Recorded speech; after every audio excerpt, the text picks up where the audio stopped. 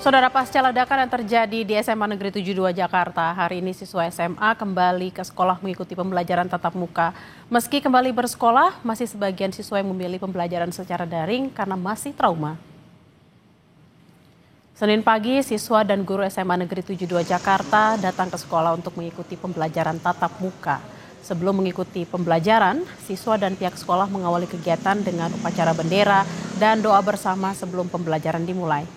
Meski sebagian sudah kembali bersekolah, masih ada sebagian siswa yang memilih untuk mengikuti pembelajaran secara daring. Pihak sekolah memberikan kebebasan kepada siswa yang ingin memilih pembelajaran tatap muka atau daring. Dan untuk mengetahui perkembangan terkini pasca ledakan yang terjadi di SMA Negeri 72 Jakarta, kita sudah terhubung dengan jurnalis Kompas TV ada Fedriska Ananda dan juru kamera Julian Fernando di sana. Selamat siang Fedriska, apa betul hari ini siswa sudah mulai masuk tatap muka dan bagaimana proses pembelajaran?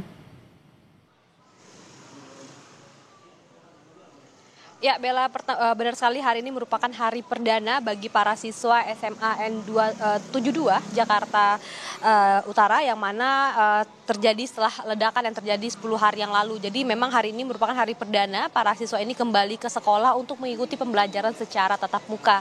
Namun demikian, Bella dan juga saudara, meskipun siswa hari ini menjalani pembelajaran tatap muka, namun memang ada sebagian siswa yang memilih untuk kemudian mengikuti pembelajaran melalui daring karena memang ini merupakan kebebasan begitu yang diberikan oleh pihak sekolah bagi para siswa untuk mengikuti pembelajaran. Hal ini dilakukan oleh sekolah adalah untuk proses pemulihan psikis para siswa pasca ledakan yang terjadi pada 10 hari lalu. Sehingga memang tadi kalau misalkan kami pantau sejak tadi pagi, para siswa ini tiba di sekolah sejak pukul 6:30 pagi, kemudian juga mengikuti upacara terlebih dahulu pada pagi hari, kemudian juga mendengarkan amanat dari guru untuk para siswa. Tadi kalau misalkan kami juga sempat mendengar sedikit amanat yang diberikan oleh guru kepada para siswa, dikatakan bahwa guru ini mendukung upaya apapun yang dipilih oleh para siswa untuk mengikuti pembelajaran demi mengedepankan psikis para siswa. Jadi selain itu juga guru-guru juga menghimbau para siswa ini untuk dapat juga menjaga nama baik sekolah. Tadi itu yang sempat kami dengar.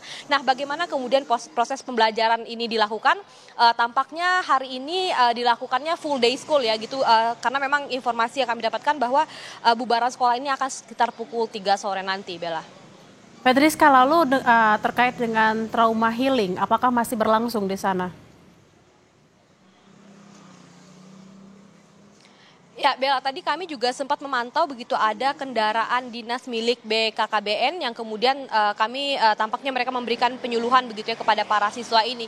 Meskipun memang para siswa pada hari ini sudah mengikuti pembelajaran penuh 1 hari begitu hingga pukul 3 sore nanti, namun tampaknya untuk upaya pemulihan psikis para siswa ini masih menjadi prioritas bagi para guru dan juga sekolah begitu. Karena memang kalau misalkan kami tadi pantau juga tampaknya sekolah tidak begitu ketat untuk memberlakukan aturan kepada siswa. Tadi tampaknya masih ada juga siswa yang kemudian datang sekitar jam 8, artinya sudah terlambat begitu, namun tetap diterima oleh sekolah. Karena memang tadi informasi yang kami dapatkan juga guru-guru ini ingin para siswa ini untuk nyaman dulu kembali ke sekolah sebelum akhirnya dapat mengikuti pembelajaran. Selain itu juga tadi kami juga memantau para siswa ini juga tampaknya ada yang berolahraga, membawa peralatan olahraga seperti raket begitu. Jadi memang upaya untuk pemulihan psikis terlebih dahulu yang dilakukan. Selain juga penyuluhan dari BKKBN yang tadi kami pantau juga kendaraannya ada di sekitar sekolah, namun juga bagaimana kemudian pilihan bagi siswa. Jadi ini sifatnya siswa bisa memilih untuk dapat mengikuti pembelajaran tatap muka di sekolah atau mengikuti secara daring. Fedriska, kalau tadi kan dari pandang guru dan juga sudut pandang siswa gitu ya. Lalu bagaimana dengan respon orang tua wali murid pasca kejadian ledakan ini? Apakah memang masih ada orang tua yang tidak menginginkan anaknya sekolah atau seperti apa?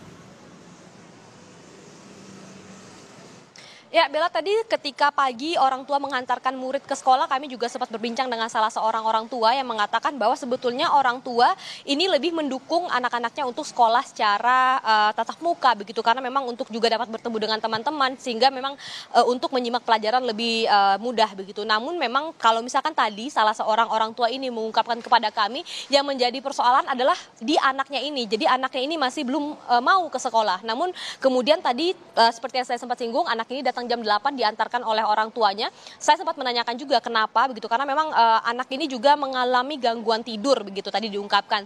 Selain juga pemulihan psikis seperti gangguan tidur dan juga kecemasan begitu. Namun juga yang menjadi prioritas sekolah adalah bagi para siswa yang juga menjadi korban dari ledakan pada 10 hari lalu. Bagaimana kemudian tidak hanya proses pemulihan psikis namun juga proses pemulihan mereka secara fisik juga diutamakan. Jadi tadi seperti yang saya singgung, sekolah lebih longgar begitu memberlakukan aturan kepada siswa. Mereka bisa memilih untuk datang ke sekolah atau mengikuti pembelajaran secara daring, dan juga untuk datang ke sekolah mereka ini meskipun terlambat tapi masih diterima oleh sekolah, meskipun tadi sempat saya singgung mereka juga mengalami kecemasan dan juga gangguan tidur.